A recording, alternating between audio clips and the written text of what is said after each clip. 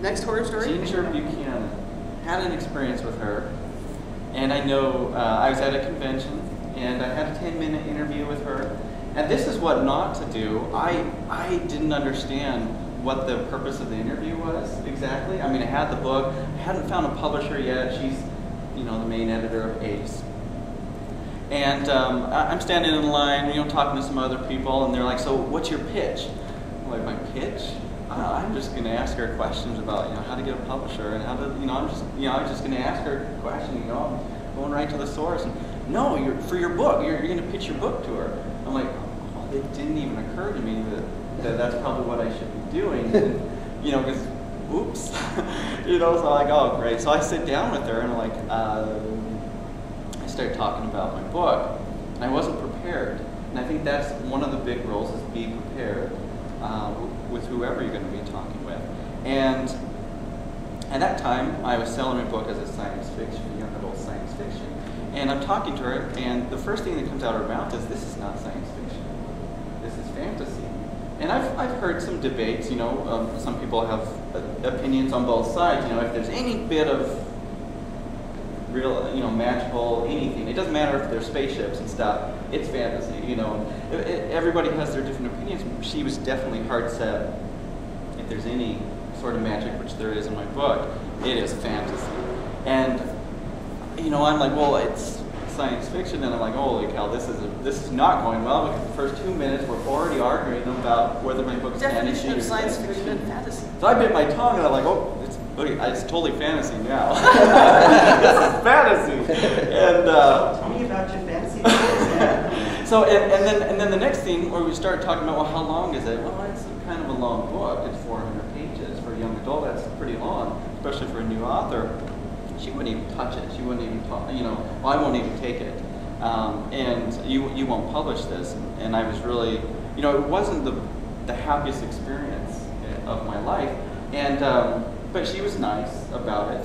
And the next week I got my publisher. My publisher called me up and said, "Hey, we want to publish your book. Well, we're going to put it into two books." And then I went to. Oh, there she was, right? I went to that the 400 pages. I went to the WorldCon convention. Walk into the elevator, and lo and behold, there's Ginger Buchanan. And I get into the elevator, and I'm like, so what do I say here? Do I rub it in her face? Oh, I got a publisher anyway, da da da, you know. But then I thought to myself, no, I had heard before, don't burn any bridges, no matter what.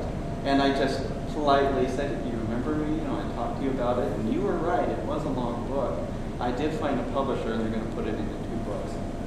Now, what's funny about that is just a few weeks ago, my publisher said, "Now we're going to put it in 1 book." So now they're going to do 1 book. But and what was her reaction to that? That was she was like, "That's nice," you know, because I did it in a very, you know, thank you for your input. Yeah.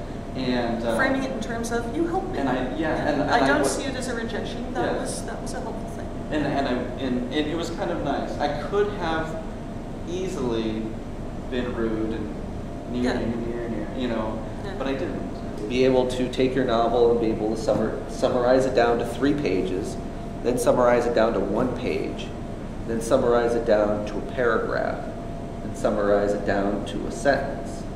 If you can do that with your novel, then you're prepared for any question or any pitch session or any opportunity you have with an editor.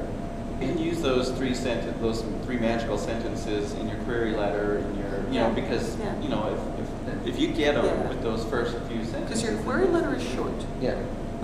And that's another piece of business etiquette is things about the query letter. It's short, it's to the point, it mentions any previous credits you have. It doesn't spend a lot of time on what the book is about, because you're also going to include a separate summary of the book. And you're going to ask them if they would like to see sample chapters or the whole manuscript. You're going to include a self-addressed stamped envelope. Again, you know, being considerate of their time, you know, like that query letter, short. And I think a lot of query letters get tossed because the first sentence says, "Hey, my young adult novel," I don't do young adult. "Oh, my mystery novel," I don't do mystery. When you go to an agent, you have to realize that they're going to be your biggest champion. They are going to be the person who will go out and find the person that is looking for your book. So that means that you have to give them the best product that you can possibly give them, because they're putting their reputation on the line. If they bring an editor a substandard manuscript, the editor will remember that that was yours, but they'll also remember that it was that agent that brought it. Yeah. The thing to remember about agents is an editor will get paid whether they buy your book or not. An agent only gets paid when you do. That's the only way they make money. So their first response when they see a manuscript from a potential client is, are we all going to make money on this? Yeah. I had the fortune of, when I just started writing, I had an agent who believed in me and wanted to represent me. And I'm like, where are you? And I'd call him and he wouldn't respond. I'd email him and he wouldn't respond. For almost a year, I didn't hear from him. And finally, I just had to leave him a message. I said, you know, I'm sorry, but you're not representing my best interest. That's when I found out he'd been in a car accident and had actually been laid up for 6 months and had been trying to decide whether or not he even wanted to continue in the business. However, the thing was, he did have a secretary. She could have been returning calls. She didn't. I didn't. He basically, for all intents and purposes, you know, if you don't have something I can sell, you're not worth me even returning a phone call. Well, that there really isn't anything for him to spend his time on. Right, absolutely. Yeah, it's a perpetual problem. I think agents are always overworked. They always have a little bit larger client list than they really ought to, and they know it, but they don't really want to cut back. They're likely to be spending most of the time on their biggest clients simply because, well, that's where most of their income is coming from.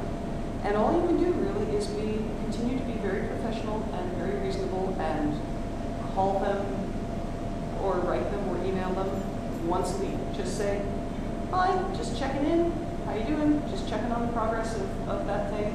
You were saying that we would hear in about 3 months. It's been 3 months. Wondering if you heard anything. And just keeping really polite and keeping after them. When something comes up, go ahead and say right up front, when should we be hearing for this, so I'll know not to bug you to that. I think you stay polite and professional, but you always remember that neither your agent nor your editor has to write the books. Thank you very much, guys. Ladies and gentlemen, thank you very much for coming today.